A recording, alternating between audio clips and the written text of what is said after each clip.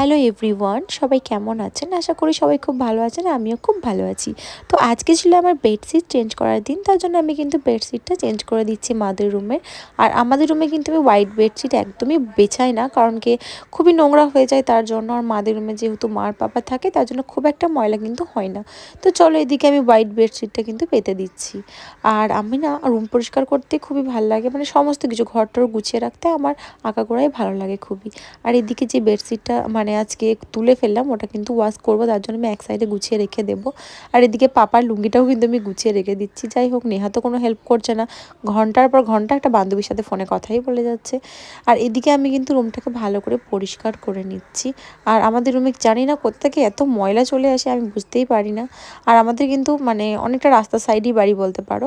তো চলো এদিকে কিন্তু রুমটাকে আমি আস্তে আস্তে ঝাড়ু লাগিয়ে দিচ্ছি। আর সত্যি বলতে রুম পরিষ্কার করতে আমার ভালোই লাগে। আর ওদিকে আমার নানি কিন্তু বসে বসে কোরআন শরীফ পড়ছিল।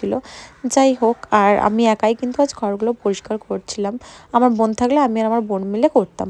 আর এদিকে কিন্তু আমি আমার বারান্দাটা ঝাড় দিয়ে দিচ্ছি। আর বারান্দাটা তো ময়লা হবেই, কারণ সবাই আসে ধরো, তার জন্য কিন্তু ভালোই ময়লা হয়। তো ফার্স্টে কিন্তু বারান্দাটা সুন্দর করে পরিষ্কার করে নিচ্ছে। আর আমি কিন্তু দুবার করে ঝাড়ু দিয়েছিলাম। আর আজকে না ভালোই গরম ছিল, ঝাড়ু দেওয়ার ফলে দেখছো কত পরিমাণ ঘাম হয়ে গেছে আমার। আর তারপরে এখনও আমাকে এগনেটা ঝাড়ু দিতে হবে, যেটাকে উঠান বলে, ওটা এখনও ঝাড় দিতে হবে। আর এইটুকু না, আমাদের উঠানটা কিন্তু অনেকটা বড়। এখানে শুধু জাস্ট একটু দেখাচ্ছি, ওইদিকে কিন্তু আরও অনেক বড় আছে। তো আজকে আমি ওদিকটা ঝাড় দেবো না, আজকে শুধু এদিকটাই ঝাড় দেবো। আজকে না খুবই গরম লাগছিল আমার, কেন জানি না, ওই মেঘলা মেঘলা আবার ছিল, বাট একটা গুমসুনি ভাব হয় না, ওই গুমসুনির জন্যই কিন্তু গরমটা লাগছিল মূলত।